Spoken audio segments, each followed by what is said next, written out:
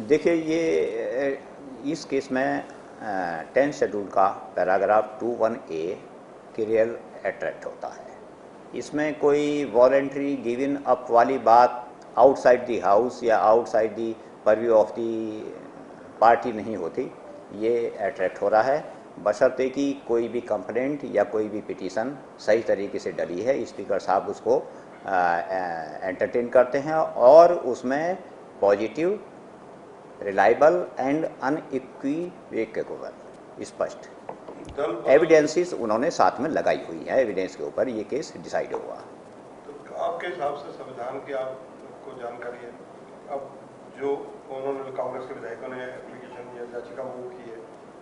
उसका कितना गलत है? देखिए जैसे कि सोशल मीडिया पर देखी है कि पिटीशन आप लगती है कि वो ठीक है, अगर उसमें थोड़ी बहुत कमी भी रह जाती है तो मुझे नहीं लगता कि स्पीकर साहब उसको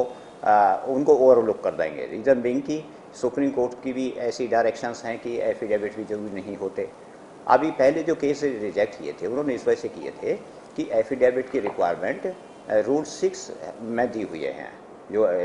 डिस्क्वालिफिकेशन के रूल्स हैं वो, क्योंकि पिटिशनर ने खुद रूल 6 का प्रोविज़न दिया हुआ है और रूल 6 का ही वो वायलेशन कर रहे हैं, तो स्पीकर साहब को वो करनी ही पड़ती, तो वो इस बारे में की थी। अब उन्होंने जो पिटिशन दी है जो लगती है, अगर वो रूल 6 के अंदर दी है और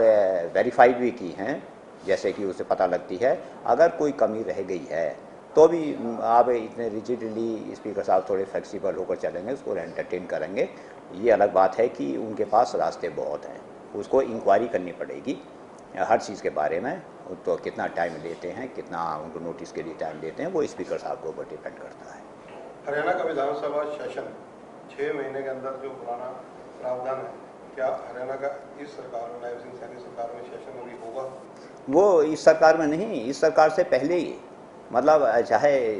ये हमारा इलेक्शन डिक्लेयर हो जाए ना हो जाए, ये 12 सितंबर से पहले कराना पड़ेगा, क्योंकि हमारा आर्टिकल 174 साफ कहता है कि 6 महीने के अंदर, 6 महीने का गैप नहीं होना चाहिए। तो ये तो 13 मार्च को हुआ था, तो 12 सितंबर से पहले इलेक्शन ये सेशन जरूर ही बुलाना पड़ेगा, नहीं तो क्या होगा, हमारी संविधान का क्या होगा कि सरकार संविधान के रूप से नहीं चल रही और आर्टिकल 356 आ जाएगा बीच में,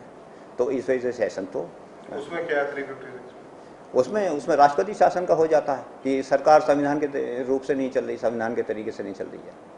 तो दल बदल कानून के तहत तो जेजेपी के विधायकों की भी शिकायत हुई हुई है, डिप्टी चीफ मिनिस्टर हैं दुष्यंत, वो पीछे मिले हुए हैं स्पीकर साहब से, उनका हशर क्या रहने वाला है? देखिए उनका हशर भी इसी तरह का होगा जैसे पहला केस में किरण चौधरी जी का आपने पूछा है, लेकिन किरण चौधरी जी के और इस केस में फ़र्क ये है कि वो तो डायरेक्ट एविडेंस है उसमें, तो इसमें वॉलंटरी गिवन अब ये डिसाइड किया जाएगा on the basis of acts of the members, जो उन्होंने एक्ट किए हैं, और उनके एक्ट ऐसे माने जाएंगे कि जैसे उन्होंने वॉलंटरी गिवन अप कर दी है, क्योंकि उन्होंने एक पार्टी छोड़ के दूसरी पार्टी में नहीं गए, उनके एक्शंस ऐसे हैं कि जो उनको दल बदल कानून के अंदर ले लेते हैं और वो एविडेंस के ऊपर ही वो भी डिसाइड होंगे। और ये स्पीकर साहब को इसमें थोड़ा सा, उसमें जैसे पूरा केस है, इसमें थोड़ा सा स्पीकर साहब के पास ये है कोई अपनी डिस्कशन की, वो देखेंगे कि बनता नहीं बनता, लेकिन ये अट्रैक्ट होते हैं, ये दोनों भी इनके खिलाफ बनता है। हमसे जुड़े रहने के लिए हमारे YouTube चैनल को सब्सक्राइब करें और नई वीडियो की नोटिफिकेशन के लिए बेल आइकॉन को दबाएं। अगर आप ये वीडियो Facebook पर देख रहे हैं तो लाइक जरूर करें और ज्यादा से ज्यादा शेयर करें। धन्यवाद।